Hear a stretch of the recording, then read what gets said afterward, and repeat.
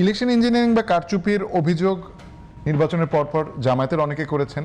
আজ ইলেকশন কমিশনে একটা অনুষ্ঠানে নাসিরউদ্দিন পাটোয়ারি আবারও বিষয়টা অবতারণা করেছেন এবং তিনি বলেছেন যে ভবিষ্যতে এর সঙ্গে যারা জড়িত তাদের বাংলাদেশের মাটিতে বিচার করার অঙ্গীকার ব্যক্ত তিনি করেছেন।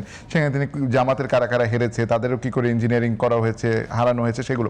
আমার প্রশ্ন শেষ, যেহেতু আজকের টপিক হচ্ছে বিশ্বাসভঙ্গের রাজনীতি, এরকম একটা জিনিস জানার পরেও সেই সংসদে জামাত গিয়ে কোনো ধরনের প্রতিবাদ না করে জনগণ বা ভোটারদের বিশ্বাসভঙ্গ করেছে কিনা?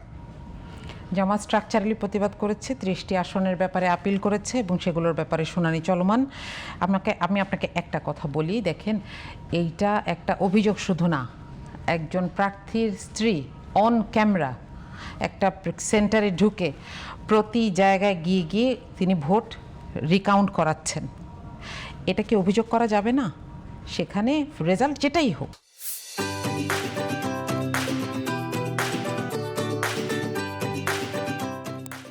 একটা জায়গায় যদি সুষ্ঠু ভোট হয়, রেজাল্টটা আমার পছন্দ হয় না, আমার সেটা মেনে নিতে কিন্তু অসুবিধা নাই।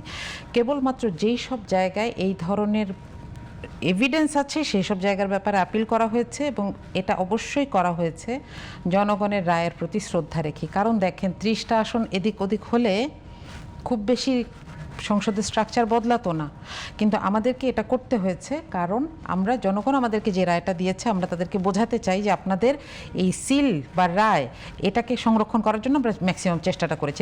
কিন্তু আমার জানার জায়গা হচ্ছে যে ভোটাধিকারের জন্য যে ভোটের প্রশ্নে জুলাই এলো এবং আপনাদের প্রত্যেকটা রাজনৈতিক দল যারা বিরোধী দলে ছিল তারা এত আন্দোলন করলো, এত মানুষ গুম হলো, খুন হলো, সেই ভোটের অধিকার নিয়ে সংসদে কোনো উচ্চবাচ্য হবে না, এত বিষয় নিয়ে আলোচনা হলো, মানে গাড়ি অথবা অফিস সেগুলো নিয়ে আলোচনা হলো, সেটি পাশ হলো, কিন্তু আমার ভোটের অধিকার কেড়ে নেওয়া হয়েছে, আমাকে জিততে দেওয়া হয়নি, সেটা সংসদে আলোচনা হবে না। বিরোধী দল তো তেমন কোনো আলোচনা করলো না।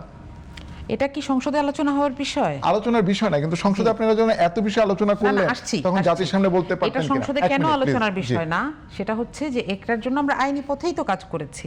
সংসদে প্রথম অধিবেশনে লক্ষ্য করেন এবার তো অনেকগুলো চাপ ছিল, শুক্র শনিবারও অফিস করতে হয়েছে, সংসদ করতে হয়েছে, অধিবেশন ডাকা হয়েছে।